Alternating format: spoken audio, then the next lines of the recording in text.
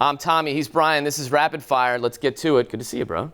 See you, my man. All right, put your Mike Woodson thinking cap on. Let's talk rotation, but first let's start at the point guard position. Keith from Knicks Journal had a great question the other day. Who starts, Felton or Kidd? You and I both agree it's Raymond Felton. Raymond Felton's your starting point guard every day and twice on Tuesday. Jason Kidd's going to be your first guard off the bench, whether it's as a backup point guard or playing a lot of wing, which is what he's played more of his last 2 years in Dallas. Kidd came here to start, but clearly in order to keep the mileage down throughout the course of the year, he's going to be a spot shooter option for me off of Melo, and I think that's the best case scenario for him. Now, at the two guard, Ronnie Brewer, to me, is not a lock in that situation. Surely you want to bring J.R. Smith off the bench, but who do you start at the two guard? Ronnie Brewer is going to start the season as a starting two guard, essentially as a placeholder for Iman Shumpert. When Iman Shumpert comes back healthy, whenever that is, January, February, even March, he will take over that spot. Two guys you got to get minutes for in the first half and in the second half. I think 10 to 15 total are Steve Novak and Pablo Prigioni.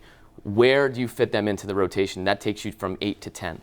Considering that Jason Kidd's going to spend a lot of time playing a wing, Pablo Prigioni is going to get plenty of minutes as a backup point guard. I think Steve Novak's going to struggle to get minutes with this team unless he's hitting a lot of shots, and it's going to be a tough pattern with him. You're going to have to get him shots to get minutes, and he may not get minutes early on. My best five with Prigioni would be him at the 1, then you have either Kidd or JR at the 2, spread the floor with Novak at the 3, and Melo at the 4 with Amari at the 5. Is that enough defensively to allow them to compete? Absolutely not. Amari's going to be a problem on the ball. Inside defensively can still help, okay, but on the ball he's a problem, and Novak's a disaster defensively on the perimeter. I mean, Melo's not a good defensive player on the perimeter. We know that. He showed he can guard 4s.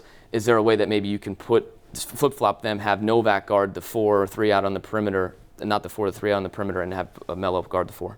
It's possible, but it's not a strength. It takes away what Anthony's strength is defensively at this stage, which, as we saw in the Olympics, he is actually a guy who's strong enough to body bigger guys inside. On the perimeter, he's extremely challenged laterally. Got to talk about the 6-man J.R. Smith.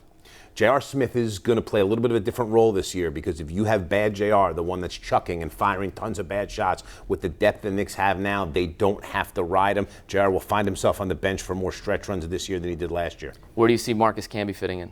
Marcus Camby is going to play about 15 to 18 minutes a game when Tyson Chandler is on the bench. Only if the Knicks have to match up against small lineups will they not have Camby or Chandler, which will be rare. Who's the best 5 to finish off the game?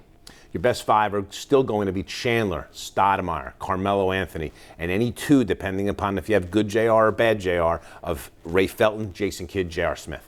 Great stuff, Brian. Great to see you. My pleasure, Tom. Anytime, bud.